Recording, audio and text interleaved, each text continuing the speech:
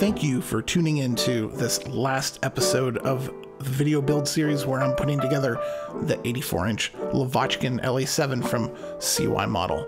In this last episode, we're going to be going over the finishing touches, the graphics, some things on the inside, and then finally get some nice glamour shots of the La-7 out in the backyard. So we're going to start off with getting the nose art on. We got this custom graphics package from Kbely Graphics, and I just want to show you how I use some painter's tape to extend the lines from the fuselage so I can get that heart centered and exactly where I wanted it on both sides of the cowling. And because of the high quality graphics that Kbely gives us, these went on with no problem.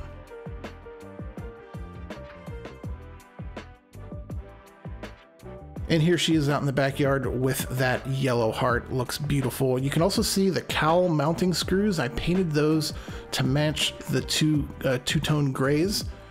Just kind of give you a shot here. And also the louver on the exhaust. It was a little long. I shortened it to be about 1 3/4 inches. I think that looked more scale compared to the drawings that I had. And this plane looks really nice. Really excited to get this in the air. It hasn't flown yet, but wanted to get some nice shots for you before the maiden. Next up, we have something I added to the cowl mounting bolts, the blind nuts. You see those two little slots of balsa. When you tightened the cowl down, it kind of made an indentation. So putting those little pieces of balsa there kind of helped the cowl stay round. So it's something you might want to look into. And I'm also going to take you on a tour of the motor box and show you the tabs that I reinforced with epoxy on the side and then along the front, just to create a little bit more strength. And Kbely is able to provide the official La-7 logo, so we'll go ahead and put that on the top of the rudder.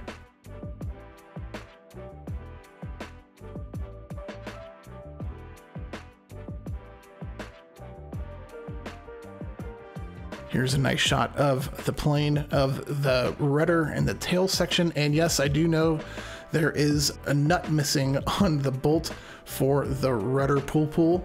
It's not flying yet. The other thing I wanted to point out is those push rod covers as they exit the fuselage. Those do not come with the kit. I had those laying around and just painted them that blue to match, and they look really good. And here's one full length shot with the motor running just to show you the tail and then the nose art. And they give you the first glimpse of the final canopy.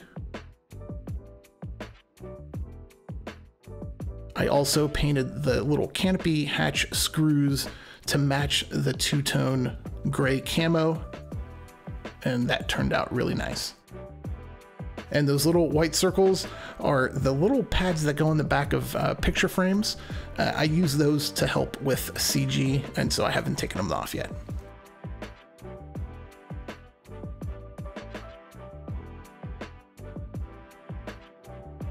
Let's take a look inside the canopy hatch. I also wanted to show you that I put some balsa stock at each of the hard points where the canopy is attached.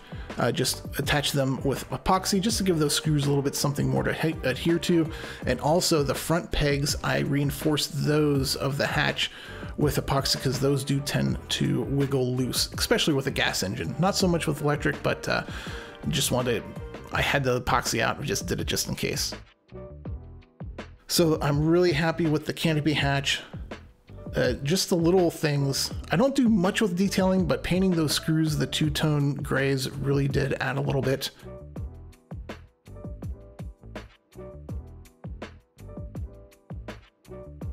And I did find a nice pilot on eBay that fit just perfectly. He's looking off to the left.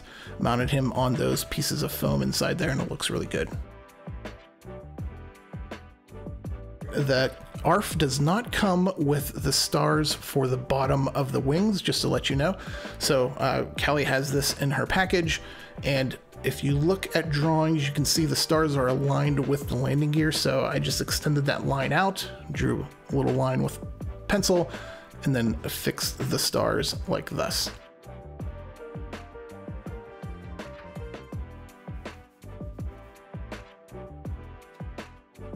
Looking back now, I realized I probably didn't need to cut out so much of the backing close to the star shape.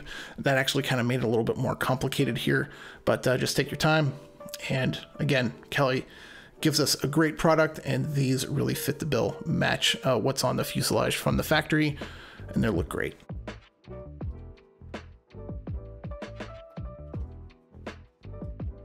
And any pencil marks, use pencil because they can be erased very easily off this covering, and you should be good.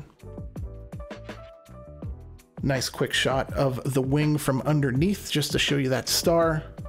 We have the flaps, the ailerons, and then the landing gear. So let's look at the motor. This is again the Dual Sky GA6000 connected up to the Dual Sky Summit 120 HV, mounted on the side right in front of that air exit on the side of the cowl. Have a little piece of modeling foam in there to help the wires go over and into the fuselage. And then I went ahead and used a Zor 2210 3-blade. This is their World War II kind of black with the yellow tips from Zor. Again, 2210 3-blade. Drilled that for the motor and got an old True Turn 5-inch P51 spinner. Actually got that spinner for $20 at the Lebanon swap meet, and had a friend shine it up. I probably need to shine it a little bit more. However, I'm debating whether I should paint it yellow or not. I'm not sure yet. Definitely going to fly it first, but there is that wonderful prop with that 5-inch spinner. And there's a close-up of that shortened exhaust louver. Nice, cool slow motion shot of the prop.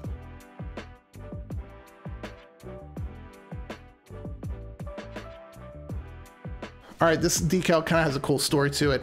If you look at the pictures from the museum, from the sole existing La-7 that's in the Russian museum near Moscow, you can see that it has this word on it on the landing gear doors. And I had a friend of mine translate this. I had an idea what it said, but she looked at it and she said, "That says this does not stand." And I was like, wait a second, you mean don't stand here or no step? And she was like, oh yeah, that makes sense. So that's the equivalent. And of course, Kbely has this in her library, and just be careful with these small letters, but taking your time. This goes on very nicely and adds just a little bit of realism and something cool that is not there out of the box.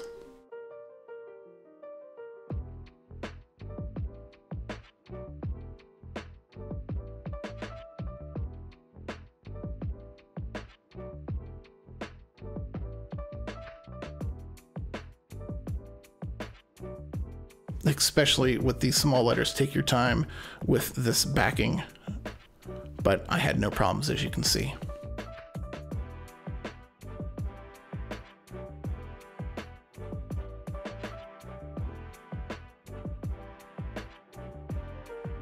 And here she is in the backyard, just looking good up on her landing gear. Now, remember, I decided not to put in those blue plastic wheel wells. At least now you're seeing what it looks like without those wheel wells. That might be something that turns you off, but hey, if that's something that I showed you, I'm leaving them out because I'm flying electric and not worried about gas or oil getting in there, but just to show you that's what it's gonna look like. If you don't put them in there, I'm leaving them off, so do with what you like. Let's go in the inside. This is where the battery is going to go with the duplex Assist 12, and I have the multiplex connectors, the red for the flaps and ailerons, black for retracts. You guys have seen the servos already. You can see the retract unit there on top there over on the side. And as we move back, right now I have my flight pack batteries, these old school Thunder Power 2S 2300s. They're going to, one for the radio, one for the retracts. I think they're going to go there, but still haven't done the CG yet. So this is it. This is the final view. All I have left to do is really dial in the CG and then dial in the rates. And since I added some more switches to my Jetty DS14 actually, really dialing in the assist features just so I can fly this plane with a little bit of suspension, and I'll be ready to go. So the next video in this series will be flying, but thank you very much for following this build, and we will see you next time.